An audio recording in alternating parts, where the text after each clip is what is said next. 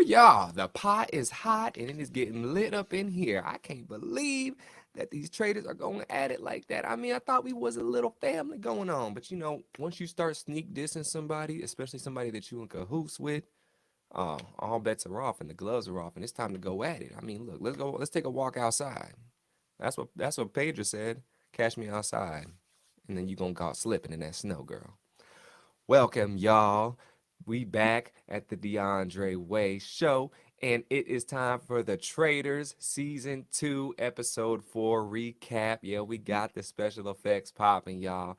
And make sure to like, comment, and subscribe to the DeAndre Way so we can get even more lit up in here. We got new special things coming every single week. Y'all, this episode was the best one yet. I keep saying that. The next one is the best one. The next one is the greatest one. And this show is Emmy worthy at this point. Emmy just passed, but they already taken the Emmys for next year. I'm calling it right now. This show is showing all the other ones how to get it done, and they enhancing things with the times, but they also using the old things that we used to love about reality TV, especially the drama, because it doesn't seem like it's fabricated. It's not drawn out. It's just all natural. Like a lot of these new shows, the producers are putting their hands in the pots and they're stirring things when we don't need all that. We can just take what is given from the cast, and if they can live up to the hype and the promise, they'll deliver. And if not, they should go by the wayside. But that's up to casting to make sure that they are doing a good enough job of that, and they did. But y'all, we gonna jump right into it, episode 4. And we left off with Parvati still figuring out who to give the chalice to. She's like, I don't know who I should give it to. This person, that person, that person, this person. She's sweating a little bit. Her palms are getting sweaty. And the people in the room that she could potentially give it to is Janelle, Peter, MJ, Dan, Trishelle, Bergie, and Ekin Sue. And she soon is makes her way over to Ekin Sue, and she's talking whatnot, and Ekin Sue's kind of being loud. She's like, whoever the traitor is, I'm gonna get you. And when I find out who you are after the show, I'm not gonna be happy. I'm like, girl, what you doing making dry threats for, huh? Come on now, it's your fine self. And she soon, Parvati gives the chalice to Ekin Sue, and right after she says, when I find out who the traitors are, they gonna get this work. And Ekin-Su takes a sip of the chalice. She didn't even see it coming, y'all. The funny thing is, when she took a sip, it was like a real quick sip. She didn't. It was like It looked like it was poison, or maybe some fireball or something like that. I don't know what's in that drink. We need to know what was in the drink and what actually she poured in there. That's what I want to know. And yeah, she hands it right back after she takes a sip and says to Parvati, "I would never think you're a traitor." Dun dun dun. Then they have a big embrace and a hug right after. Parvati says she's not so okay with murdering, and she doesn't feel good about murdering her friend Ekin-Su because she adores her and they might have been working together. But she had to do it to somebody now. I mean, she had a whole room full of people. I don't know how she couldn't convince anyone. I mean, come on now, you won Survivor. You should be able to you have pivot with some kind of prowess. I don't have a problem with her giving it to Ekin-Su. It was unfortunate. I don't think I mean, nobody deserves it, but I think she could have easily gave it to one of the guys. Easily. Like, just, hey, here, take the drink and just laugh. And then, as a guy taking a drink from a girl, you look like a dick if you don't drink it. So I think that could have been easily formulated. But whatever reason why she settled on, we don't get to see. It just kind of just happens. No real explanation behind that. And soon Ekin Sue says, if I am gone tonight, I love you all. And apparently, after the event today, yeah, that's what's going to happen. But this is the biggest part of the episode for me. We soon find out that Deontay leaves the game for whatever reason. And I'm like, the dude I wanted to win the game is leaving the game? What is going on? Does he have the boxing match that we didn't know about? Does he have a charity event? Does he got a what's going on, coach? And so I had to look into this. That's why I was gonna do this episode last night, but when this happened, I didn't want to jump straight into it without having enough details. And I knew US Weekly was gonna come out with the news for me, so I had to wait a little bit. And they said that Deontay was going through it mentally because he was having bad flashbacks of when he was a kid, when he had to, when they voted Max out, and Deontay was kind of the ringleader behind that. He just said it put him in a bad place. He, he had to go through similar experiences as a kid growing up where, he was accused of things he wasn't doing, being treated a certain way when he, didn't do certain things, and just brought up a lot of bad experiences, and he just couldn't take that part of the game, and so he had to exit. That's the condensed version we got. I really want to hopefully Deontay comes out with a bigger statement or a video or something to where we can see the full extent and the full reasoning behind it, because you don't just get up and leave because you feel bad about what you did to somebody on a TV show. Now, this is his first one, so we don't know. And he said, he's a very emotional person and whatnot.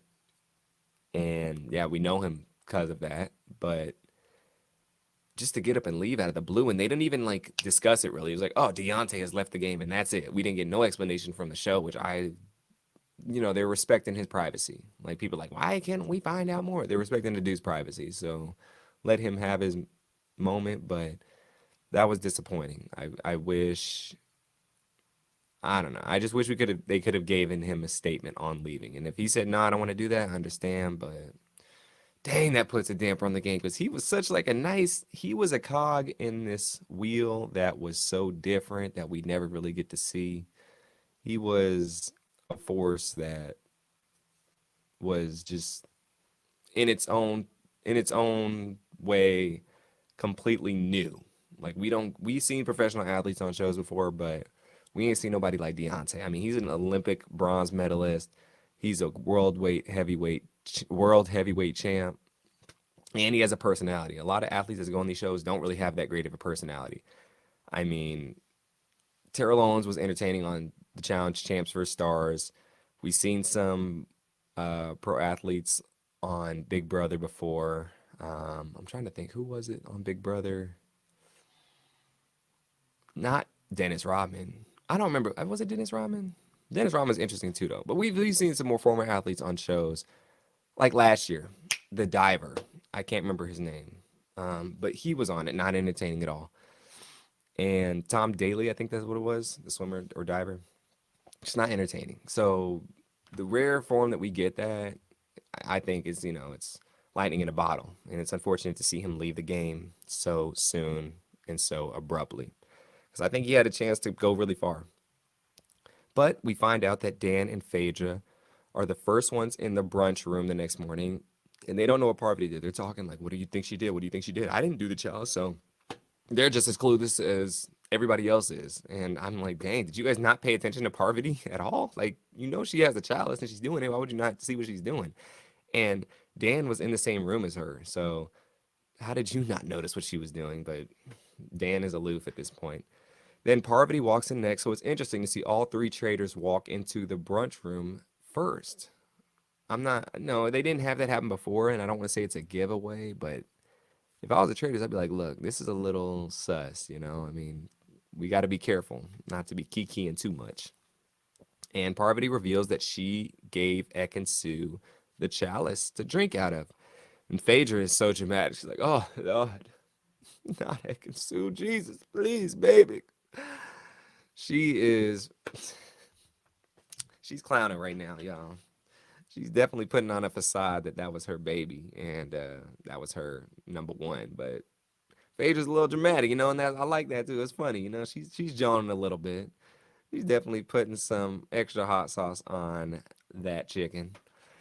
Phaedra soon thinks that it will put a target on her, though, because she voted for Ekin in the last round table. So, the person people who were voting against somebody and then they happen to go home, that's a key to, somebody could suss you out. But I think she's fine.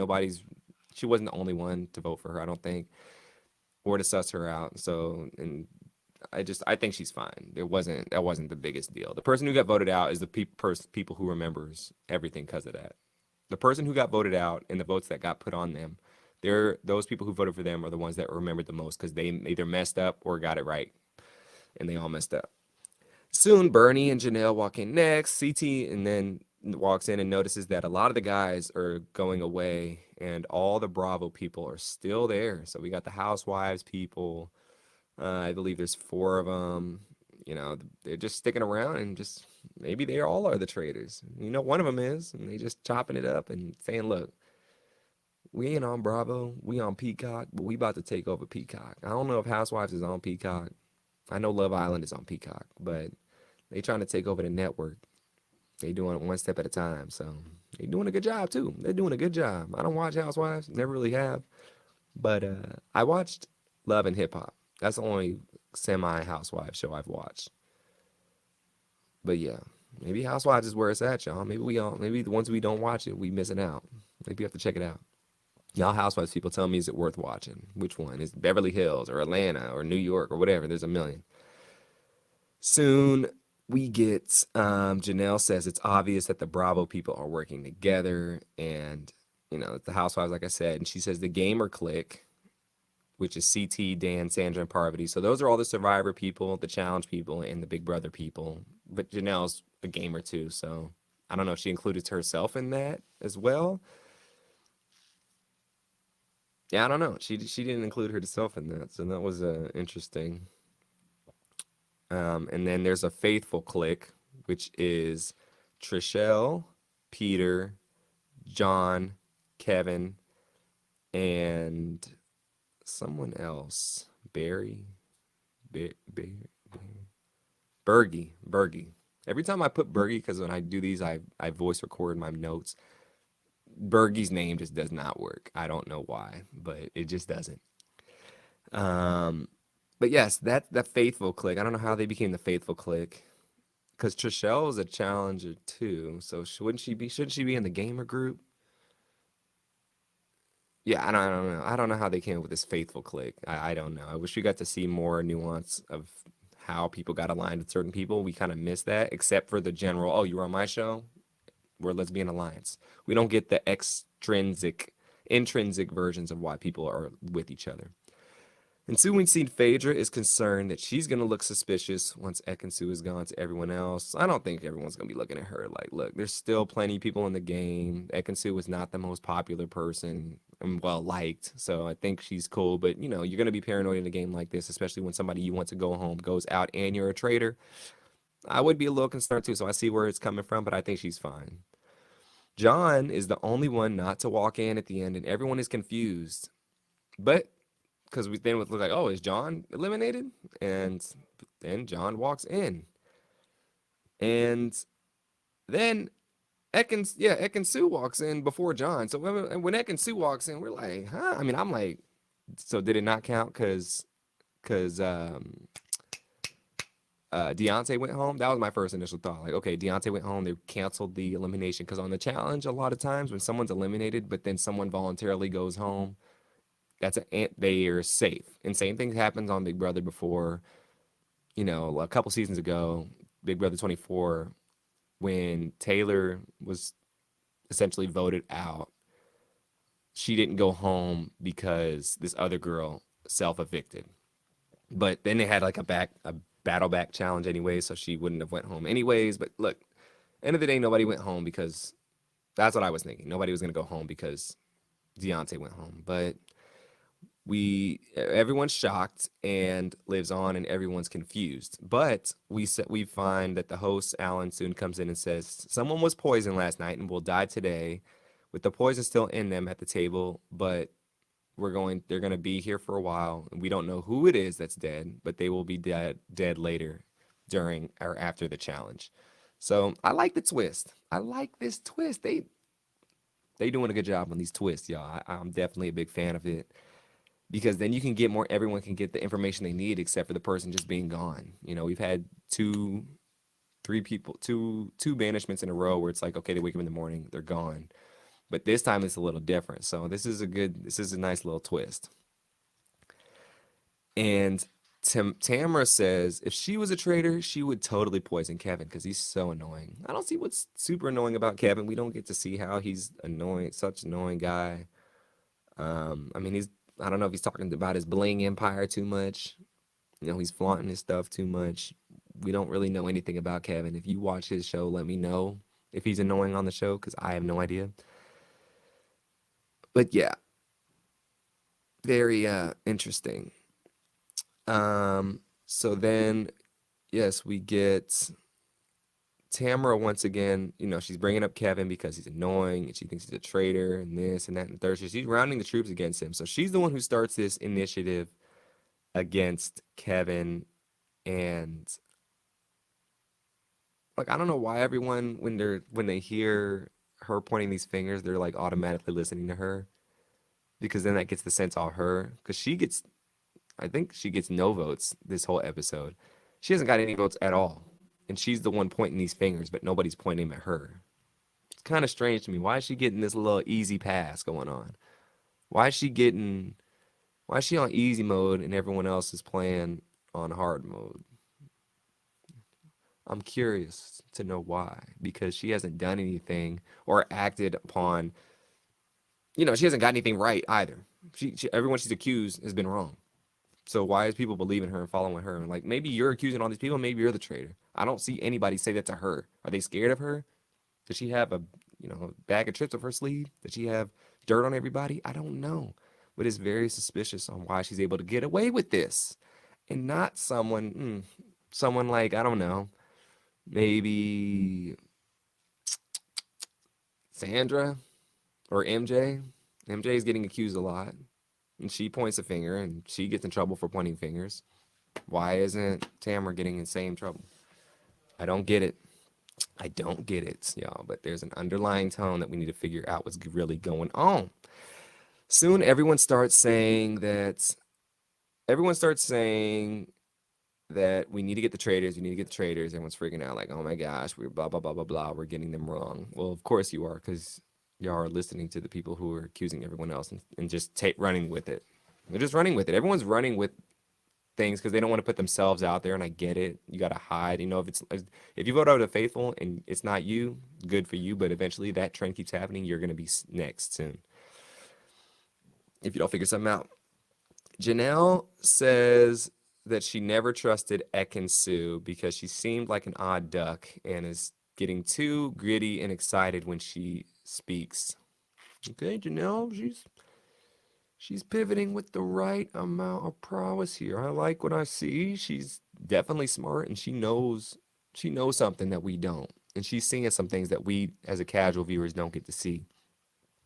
Janelle recognizes game when she sees it, and she recognizes people with no game because she's played with good people and bad people, and she has a good eye. She probably has one of the best eyes in this game to see what's really going on. And she's if everyone else should notice this because she's not afraid to say what she needs to say, and she gonna do it. And soon we get Larsa saying, it's just I thought this was funny. She said she's better as a group, so she's glad she's kind of like a faithful with the. She's better going with a group than solo, like Destiny's Child. She'd rather be in Destiny's Child than just be Beyonce. I was like, I guess somebody got to be Michelle and Kelly. But soon, yes, everyone leaves the house, and it's soon time for this test or challenge, which is a funeral, and everyone walks out in black in their finest gowns. I wonder if they packed all this because who packs a funeral outfit, or if they gave it to them. That's what I'm confused about. But today we find out today's mission is a test of their detective skills. If they can correctly identify who was killed before they're buried, then they will get $20,000 in added to the funds. And if they pass each checkpoint right, then they can sit out the players who were not killed. Self-explanatory. So everyone's outside, and Alan's explaining the rules, and he soon announces that Janelle, Peter, and Tamara had the shields because they won it in the last challenge, so they're safe. So obviously they're not killed, and they're going back in the house, and so they're not participating in any more. Cool. Parvati's says she's saying like I need to act in this challenge because I have to make it seem like I'm the one going home so people don't suss me out, and it's just gonna be a lot for me. And I just hope she's worried about people reading her face. I don't know if she has like a bad poker face and whatnot, or she's just Janelle did call her out for being giddy and whatnot, so Maybe she overheard what Janelle said, and she's like, "Look, I gotta check myself before I wreck myself. So let me go get my Meryl Streep on real quick."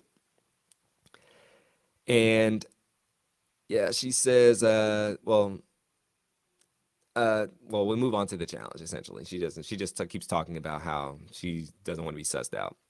So we get to the first message, and they're walking along this road. I wonder how long they had to walk for. The first message is the players who are safe are the ones who were born as the same year of another player. Ooh, this one exposed a lot of folks, y'all.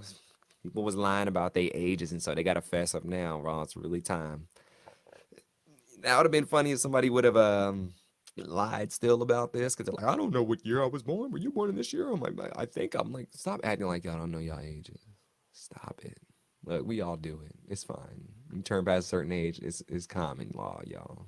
I mean, but I just thought it was funny because it exposed everyone. They're like, oh, like Sandra's like, oh, I thought Larsa was the same age, but she looks 10 years older than me. She sneak dissing y'all. She ain't got to sneak diss like that. Come on, Larsa don't look that old. You know, she got a lot of Botox done, but come on now. Don't put her out like that, Sandra. That was cold. You shouldn't have said that. That was cold. But yes, soon we find out that Larsa, Sandra, Kevin, and Dan are the ones that have all the same birth year. And those, they're correct. So they're all sitting out. I didn't think Kevin was that old, but I don't know how old they are. I think 74, they said. 74? There's no way. No, it got to be 80s. There's no way they're all like 50. I think, if I'm doing my math right. Maybe. Anyways, we get to the second one, the second message, and we get there, and it's a choir, sing gospel choir, like it's Sunday church up in here, and they singing at the funeral. I don't really remember any gospel choirs ever at a funeral I've been to. I've only been to a couple, but is that a thing for some folks? You have a choir singing at the funeral? I know a single person singing, but not a choir. But they're singing, and they're singing.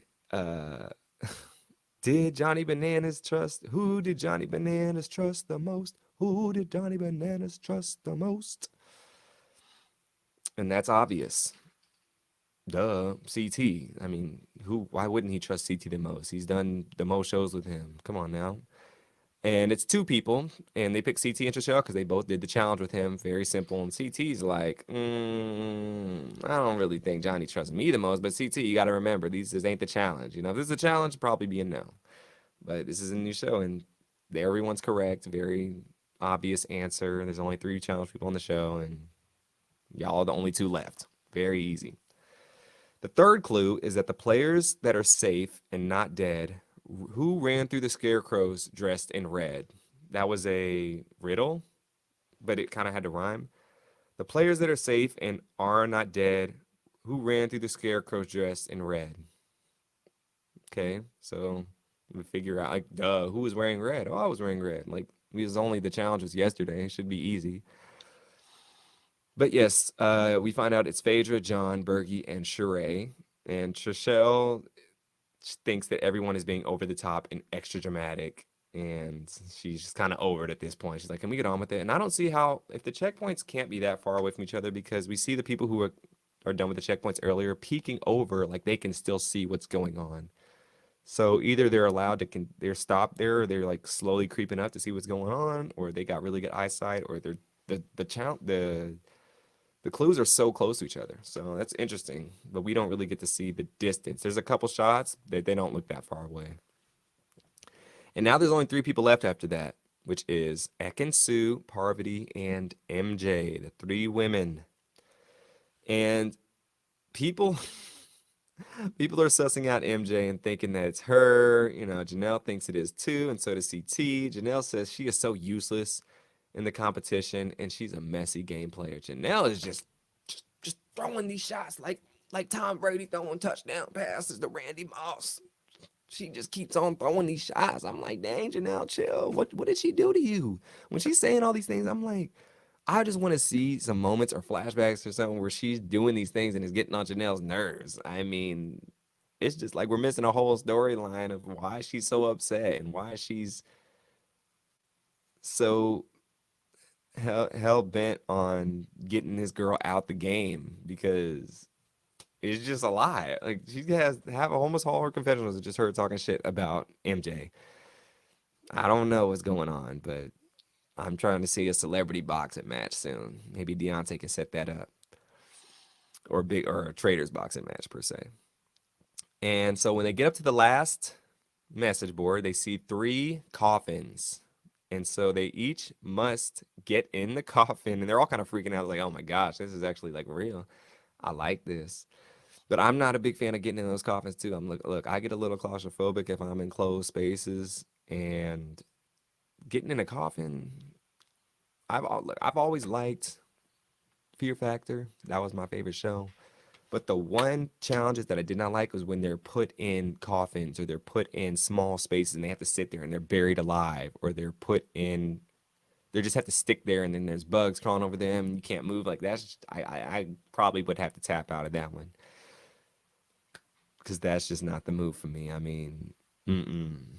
I need to be able to move. That's the one thing I just need is just to move. So I understand why they was freaking out a little bit about this because this is getting a little too real. But Parvati knows that she's not an actress. This was not for her forte. She did not go to Juilliard, NYU, or the film school. She definitely probably went to you know, Arizona State or something. Cause she was not an arts major. So she knows that she better put on something. I don't know if you got somebody you met at a party that taught you a few acting tricks, but you need to put on something right now, coach. So each girl slowly gets into the coffin, and the coffin, uh,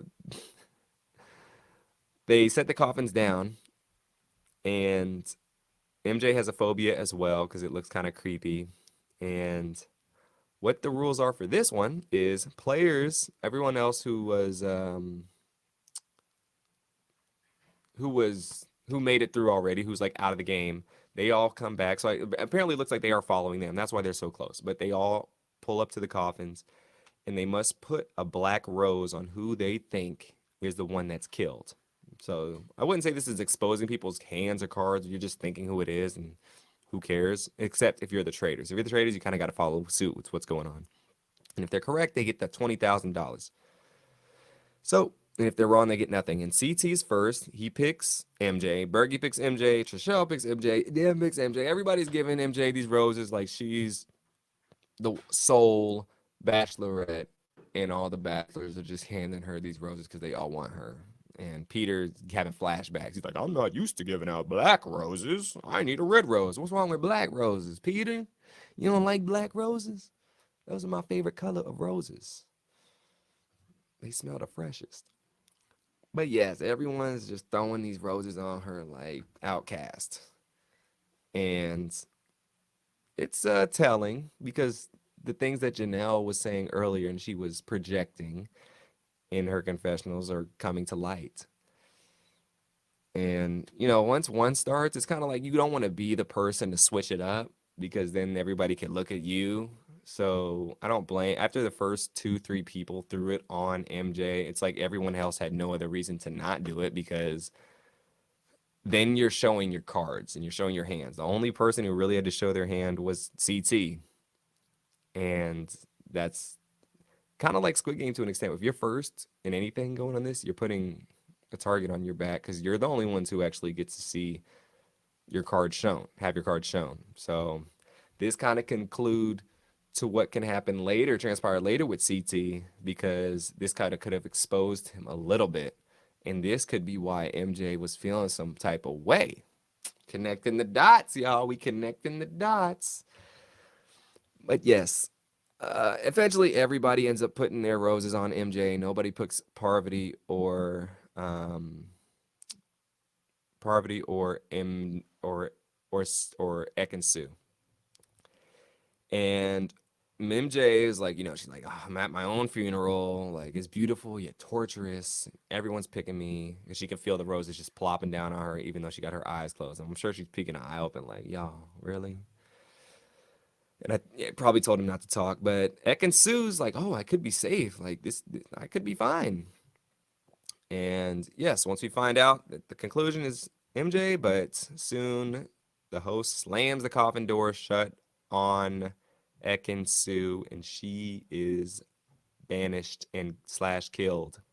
Everyone is shocked. People are like, "Oh my gosh, I knew it. Why didn't we do it?" Like, no, you didn't. So stop it. Anybody says they knew it, you should have put a rose on hers, but you didn't. You didn't do it. So stop capping. Then they pick up the coffin and put the coffin in the hole in the ground, and then the guards start shoveling dirt on the coffin. I'm like, are they really going to bury this girl alive? Like, this competition's over. That was kind of funny. I was like, they really putting this on right now. And if I would have felt her, I was in there, and I would have felt that dirt start coming out, I would have popped out that coffin so quick. Like, hold on, y'all, this ain't the game we signed up for. Let me out of here, okay? We done playing here. We done playing. But maybe they told her prehand, like, look, we just gonna put a little bit of dirt on. We ain't gonna put the whole thing. So just stay calm, all right? We got plenty of air holes in this thing. And if anything happens, just start thumping out. And soon Peter says Ekansu was an amazing shield to hide behind. Because, you know, people suspected her earlier, and he knows that she was his shield too, essentially. So he kind of is trying to figure out what his next move is gonna be. And yeah, he's on not high alert, but he's on alert right now. And soon Dan says this is the best murder so far because it causes so much confusion. Everyone doesn't know what's going on. People are just lost in the sauce. They don't know which ingredients is the right ones. They're cooking the chicken all wrong. It's a mess, y'all. The Thanksgiving dinner is essentially ruined.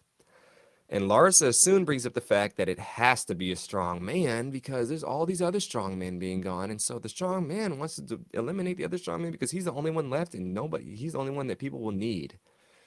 Larsa, look, I like you, girl, but that was the most silly, insane, non thought through idea I've ever heard of. It has to be a strong man because other strong men are leaving. This game is not about all these games. I see it was Squid Game, in the Trust, in Big Brother. I see all these games like, oh, the strong people, the physically strong people are the biggest threats. That is not the case. I don't even remember the last time a physically like big strong person won one of these things. That's like a force. They're not the biggest threats because the thing is they can always be. You can always fall back on that easy tactic and always fall back on, oh, well, they're strong and they go to the gym. Those are the people most vulnerable because at any moment people can flip the switch and say, oh, they're strong physically, let's get them out. That's all that can be the case. Usually the first week, second week, third week, fourth week. If that's your reasoning, all the strong men have been getting out and there's one left, then you should have said this week one. Oh, it's Johnny Bananas. Nobody accused him. Oh, it's CT then. Nobody accused any strong men the week one. Strong men per se. You know? I don't get it. It's like they keep doing the same thing again and again and again every show of thinking that, oh, just because someone has muscles and go to the gym, they're the strongest player in the game. That is the most far-fetched, barbaric thing I've ever heard of. So it's basically saying, oh, if you're a guy and you're strong, don't go on one of these shows because you're gonna get voted out and you're gonna have the target put on your back from the get-go. But that's not fair to say if a woman looks strong. She's not gonna get that same target. She's not gonna get that same heat and callous. You need to stop doing that, y'all. Just because someone's physically strong doesn't mean that they're gonna have any bigger advantage in the game than the next. Especially this game where we're helping people to, it's not find the strongest person. It's hopefully keep the strong people to win the money when we need it. We have physical challenge, and then we'll have even more money to go on at the end. So her thought process is so lost and far fetched, Pokemon style in this. I don't even know. That's why Farfetch couldn't evolve because he's far fetched and lost, and so is she. Sandra soon thinks Larsa has a big mouth. I do too in this moment. Gravity. Parvati says it could be Larsa and whispers it to Janelle, Kevin, and Bergie. So everyone's sussing Larsa out. She said this little strongman comment, and people do not like this. People are just like, girl, you said enough with your Botox, and we've heard enough. The court has adjourned, and the consensus is that the accuser must be accused at some point, and now is that point. And so it's on and popping for Larson. Soon, Parvati says the housewives perform every single day. So, like, perform as in, like, act and over exaggerate. And you know how they do on those shows? Like, they project a little bit more. They add a little bit extra sass and sauce to their lingo and their nuances.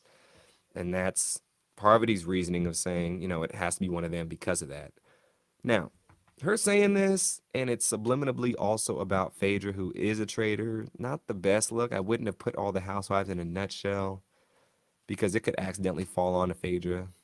And I know she's trying to essentially point out that it could be Larsa, but she just needs to say Larsa. She doesn't need to put all them in a group because just because you're all from the same show doesn't mean you're all necessarily working together either.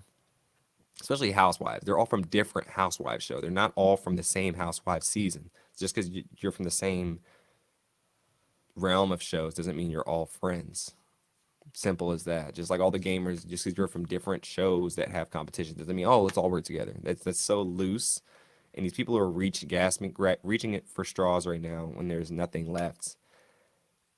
And it's just interesting to see like their thought process behind it. I think they're just looking too loosely at things and need to look a little more closely because they're just being general statements of like, oh, the same show people are the strong guys or the women in the housewives. Like, y'all, come on now.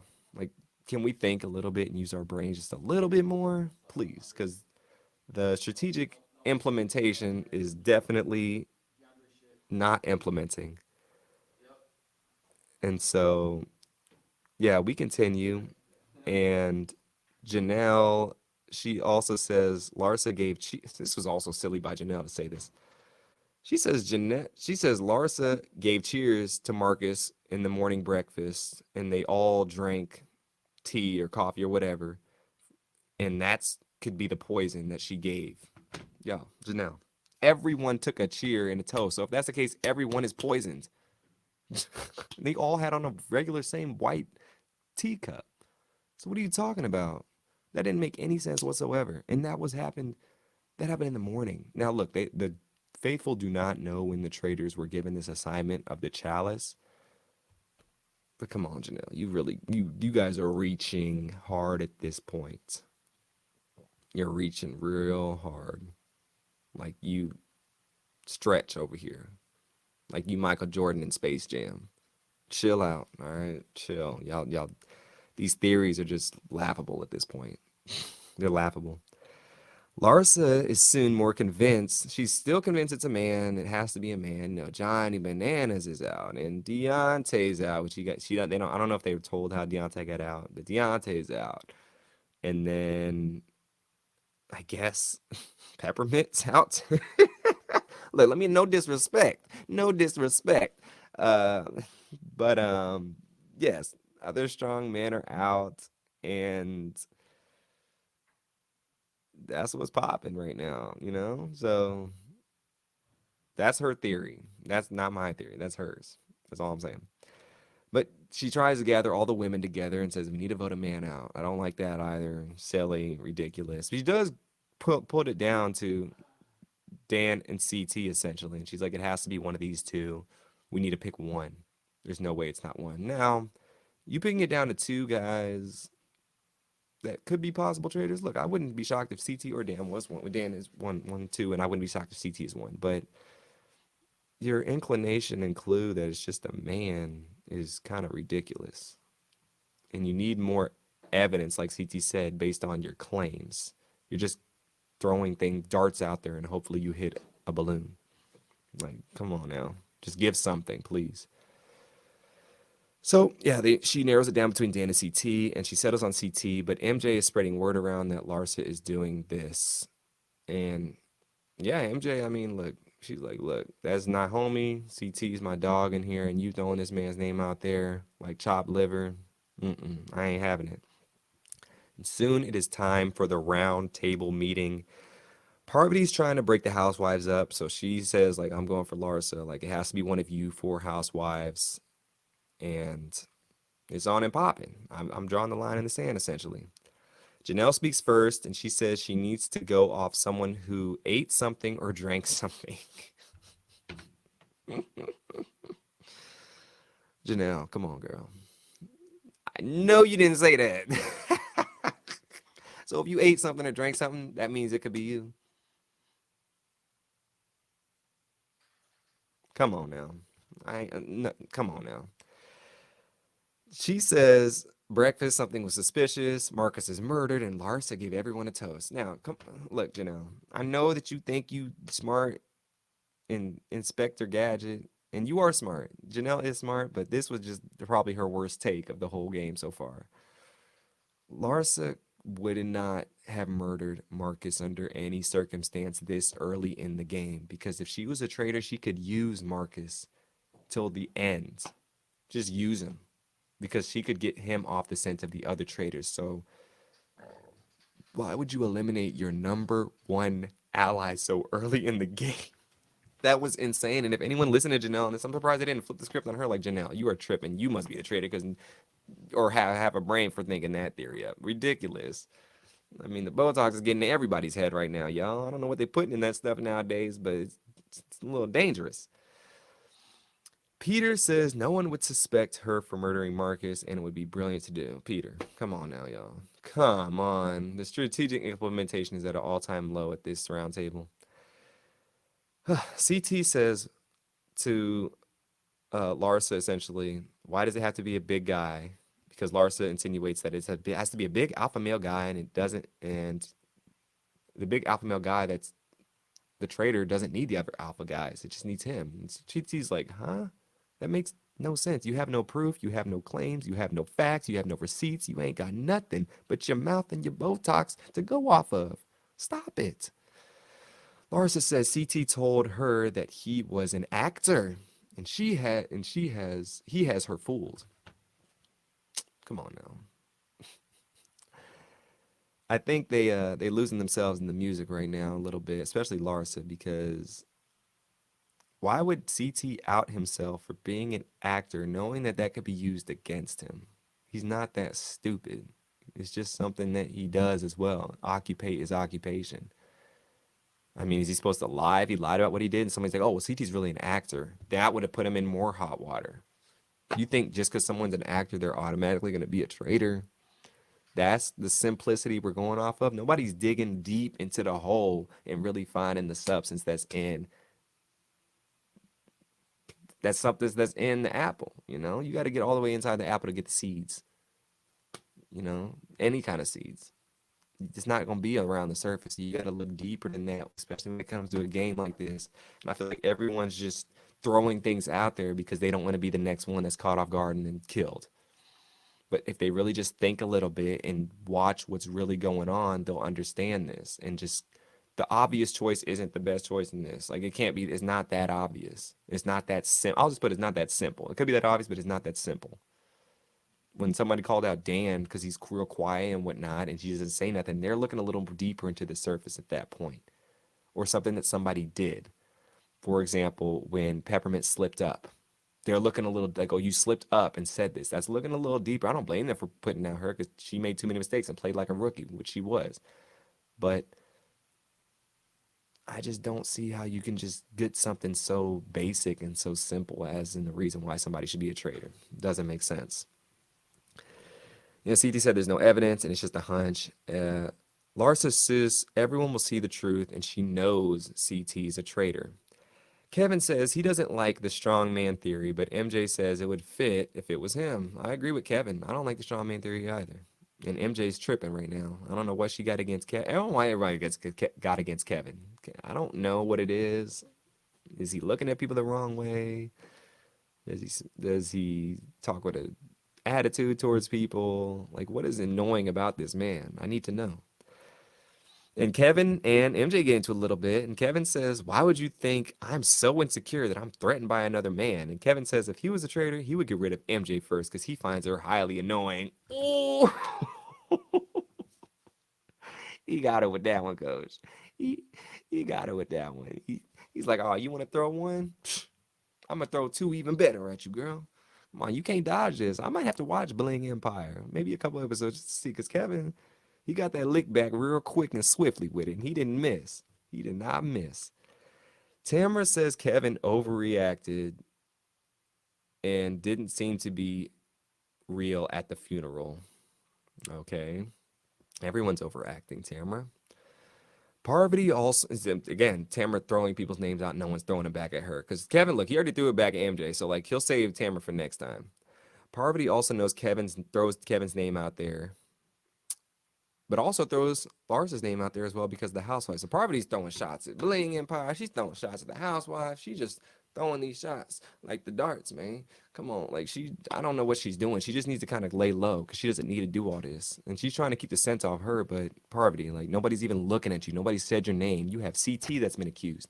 You have Larson that's been accused. You have Kevin that's been accused. You got 3 other people that's been accused, and then you want to keep throwing other people's names out there? That's not smart. I don't understand. I don't understand. I don't understand. I don't understand. Larsa soon says the housewives don't act. They live out their lives. Y'all be acting. Don't try it. Y'all act. Don't lie. I've seen the memes. Phaedra then claps back and says, hey, don't come for the housewives. Not this housewife, at least. You can come to the other ones, but don't come for me. And she is not happy with Parvati at this moment. I wouldn't be either, because we're supposed to be a team subliminally. I don't care. We're not gonna do this. Oh, I'm gonna sneak this you and sneak this me back, and people think we're fighting, and then like Kevin and uh what's his face is doing, the Bachelor guy. That them two are doing the last time we did. We're not doing that plan. 'Cause I don't even like that plan. So she shuts it down. And Phaedra is the only person she's worked with is Tamara and Sheree, 2 other housewives. But that's it. I ain't working with Larsa. She basically added, like, look, I'm not working with Larsa. Subliminally. I don't know if people caught that, but she basically outed her. And she says, don't do the housewife thing, Parvati. Parvati. She gives that emphasis. Don't do it, Parvati. We're going to call you Parvati. And the meeting is over with, and soon it's time to vote.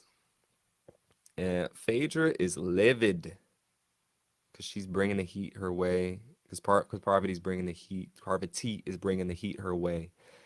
And she ain't tolerating that at the round table. You can talk to me privately one-on-one, but don't talk to everybody else about that, because then you're going to have some problems, coach. And these math problems ain't division, multiplication. It's the quadratic formula. So it's time to vote. Dan votes for Larsa. Tamara votes for Kevin. CT votes for Larsa. Sheree votes for John. So Larsa got 2 so far. Bergie votes for Larsa. 3. MJ votes for Kevin. Phaedra votes for Kevin. So Kevin got 3 now. I'm worried about Kevin at this point. I like Kevin. Sandra votes for Larsa. Peter votes for MJ. John votes for Kevin. Janelle votes for Larsa. Larsa votes for CT. I don't know. So why would you vote for CT if he has 0 votes so far? Well, I guess they wrote their votes down already, so that's the only thing. You can't switch your vote. I like that about the writing down. You can't switch it. It's like, oh, this wasn't voted. Let me just jump on. That's honestly, they should do that in all the shows, because people hear a vote. Oh, I'm gonna switch my vote or burn vote. I hate that. But yes, she votes for CT. But the thing is, she should have seen that nobody else was targeting CT, so she should have flipped that onto Kevin. Once you see somebody else getting jumped, you got to join the dog pile. You got to join the stomp out. You got to put your black forces on and start continuing to do the stomp out. But she just said, "Nah, I'm not gonna do that." I don't get it. She should have voted for Kevin if she wanted to stay in the game, even though she would have been out anyways because she had 2 extra votes, I believe. But it would have helped, and maybe it would have took a couple of people off of her scent if she just added onto that dog pile. But Parvati votes for Larsa, Kevin votes for Larsa, and Trishelle votes for Larsa. And she gets up there, real silent like with her Botox, and says, everyone is totally often lost in this. Everyone is lost in this game, and I am not the traitor. I am a faithful. Everyone's shocked again. Like, oh my gosh, what did we do? Y'all stop it at this point. Stop it. Just like, look, all right, bye. You didn't have to act like that. Sheree is like, guys, you are killing me. You don't surprise me at all. Stop it. Sheree, if I'm not mistaken, didn't you voted for John. You're the only one who voted for John. And I get, okay, I'll give you some slack. You didn't vote for Larsa, so I'll cut you some slack there. She didn't vote for him, so I'll cut it. So I was about to go in, but she voted for John, and she, I don't know if she said anything about John in this roundtable meeting, but hey, she is one of the few people who didn't vote out Larsa, so I'll give her that. And maybe she wanted people to go with her, but we didn't get to see that edit. And so, yes, the roundtable ends, and the traitors still have someone to kill tonight. Trishelle says she didn't like her votes, and Sheree says, "Well, then why'd you vote?" I mean, that's facts. She checked, she clocking. She clocking her right now. Clean with the cuckoo coming out. If you don't like the vote, then yeah, why'd you vote? I don't get it. She's not playing the games. And Soon says, Phaedra says, the housewives need to stick together as a joke. Or not Phaedra. Who says that? I don't know who says that. Someone says it's housewives need to stick together. I don't know who says that. Phaedra doesn't like the heat that's coming on her, and Parvati's saying the housewives, and Sheree thinks that Janelle could be a traitor because her name keeps coming up and she's a gamer. Reaching at straws again. Look deeper into the surface on the actions that's been taking place. Everyone's just going off of the outside view of like, oh, they come from this show. Oh, they're a housewife. Oh, they're a strong man. Nobody's looking at what's transpired in the game so far and the actions have been took. Why did Johnny Bananas get killed? Who accused who at the round table? Nobody's bringing up these facts that have transpired as a reasoning of why somebody could be a traitor, which is kind of alarming because at this point they're going to get every faithful out the game super quick. I mean, it's going to be easy because you just have to go off basic, simple things. It's not always what people show you. I mean, it's what people show you, y'all, your actions, not what they're giving there on the exterior. If someone's dressed like a rancher cowboy, but they talk about how much they love surfing and whatnot, I'm not going to assume we get to the beach that they were capping. I'm going to listen to what they said, and they can get on there and they're riding the tidal waves. It's deeper than just surface level. Once again, don't judge a book by its cover. Y'all judging all these books by the shows that they were on. Sheree, yes, we already did that. So CT and Trishelle think maybe the traders could be non-competition reality people. Surface level again. It doesn't matter what show it is. Stop. Trishelle says her and CT's relationship was complicated coming into the house, but it's gotten better since time has passed and they spent some time together. And maybe he's changed and he's the only person she feels comfortable sharing real information with. The last show they were on, I believe it was Rivals 2, which was many years ago. And yeah, they did not have the best rapport. It didn't seem, and they were calling her Trash L. It was getting hot and bad for her, and she said some very kind of derogatory remarks towards Anissa, which I clearly remember. And look, we ain't gonna get into that. Trishelle has, I almost said trash. Trishelle has had a long history with the challenge people, and it was not always the best, I'd say. But she comes from the heyday where CT comes on. But I think time heals all wounds, and it's showing that right here. Parvati thinks it's a good idea to put a little heat on Phaedra because she's the traitor that no one suspects. I don't know. It's too early. It's still too early for that. Maybe a couple more episodes in, but it's too early for that, Parvati. I don't know how you want Survivor playing like this. So it's time for the traitors all to meet. And when they get in the meeting room, ooh, that fireplace gets turned on a couple notches, boy. And Phaedra got this look like, oh, it's time. The time starts now, coach. She says it was not cool, Parvati. It was not cool, and you tried to throw me under the bus. And Parvati don't get a word, and she's like, it's like not. Phaedra said, nobody likes you, Parvati. Everybody thinks that you're the traitor, and if you keep running my name in your mouth, you're gonna have worse problems than the traitors to deal with. I'm playing very fair with you, so don't do that to me. You too, Dan. Don't play this game with me, because I am the last one you want to play it with. Point blank and the period. And that's where we end the show. She goes in on her in this little meeting, y'all. I wish we got the full uncensored, uncut version, because that fuse was getting lit, and she was not playing around. The housewife was coming out full fledged. I'm gonna have to watch it every season or something like that, or look up some clips on YouTube because I like that. She was bringing it, coach. Because you ain't about to put my name in your mouth and get away with it. A lot of people in life don't do that. They gonna throw your name out there just subconsciously or subliminally and think it's no big deal. But it's a big deal. You do these little things, they're gonna come back to bite you like a mosquito in the night. And you'll have all these bumps on you later on for what happened. You got to be careful about what y'all be saying out there and thinking it's not heavy, because what you think isn't that big could be big to somebody else. But hey, like Thanos said, and like Phaedra's basically saying right now too, you couldn't live with your failure. So where did that bring you? Back to me.